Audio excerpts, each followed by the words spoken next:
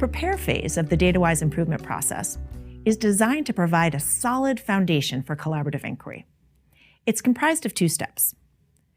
The first step, as we discussed earlier, involves establishing teams and schedules that support collaboration, setting the tone to make sure that collaboration is effective, and taking stock.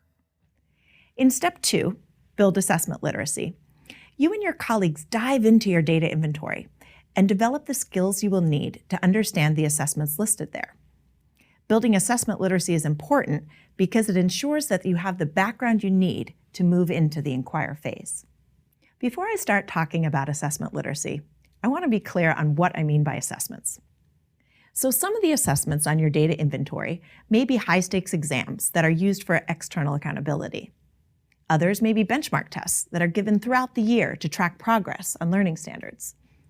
And don't forget about all the other kinds of writing, speaking, problem-solving assignments that teachers develop and score collaboratively. All of these are assessments. We define assessments really broadly in DataWise. At first, building assessment literacy can seem like a daunting prospect. But if you break it into manageable steps, you can scaffold the work. It's helpful to break it into 3 key tasks: review skills tested, study how results are reported, and learn principles of responsible data use. Reviewing skills tested involves considering the larger domain of skills and knowledge that you want students to learn, and then determining what portion of that domain can be illuminated by the assessments that you actually have. For example, you might find that one mathematics assessment helps you to measure computational skills, and another helps you to determine whether students have the conceptual understanding that allows them to know whether to add, subtract, multiply, or divide in a particular situation. However, you might find that none of the assessments you have adequately measures a skill that's really important for students to master, such as being able to break down a complex problem into manageable steps. If this is the case, when you move into the inquire phase, you and your colleagues may decide that to understand what's going on with student learning, you need to find a way to measure that skill. The next key task is to study how results are reported. Start off with the simple stuff: who's being tested and over what period of time. Then, you need to give everyone a chance to understand how scores were calculated. Are they raw scores? Are they scale scores? What do scale scores even mean? Or if you're looking at an open-ended project that's scored against a rubric, take the time to make sure everyone understands what each level of the rubric means. It's also important to think about what kinds of comparisons the results will allow. Can you track changes in performance of the same student over time? Or can you compare different cohorts of students to one another? You have to take the time to understand how to read the data in order to be able to use that data to improve your teaching.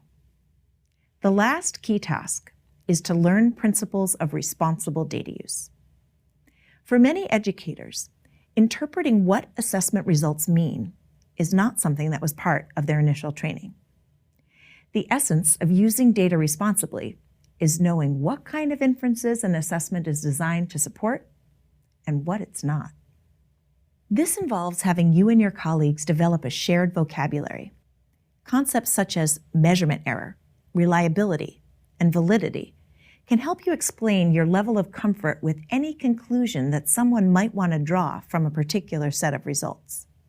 For example, if you're in a small school and you see an increase in average test performance from one year to the next, it's important to be cautious before jumping to conclusions about what that increase means.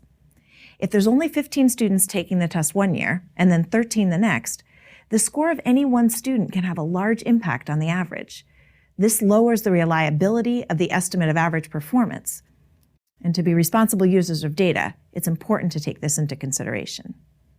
There are, of course, several challenges to building assessment literacy.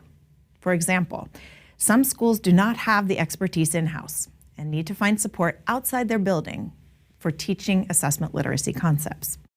Other schools find that it is overwhelming to build assessment literacy for all assessments at once and choose to sprinkle assessment literacy throughout the improvement process as needed.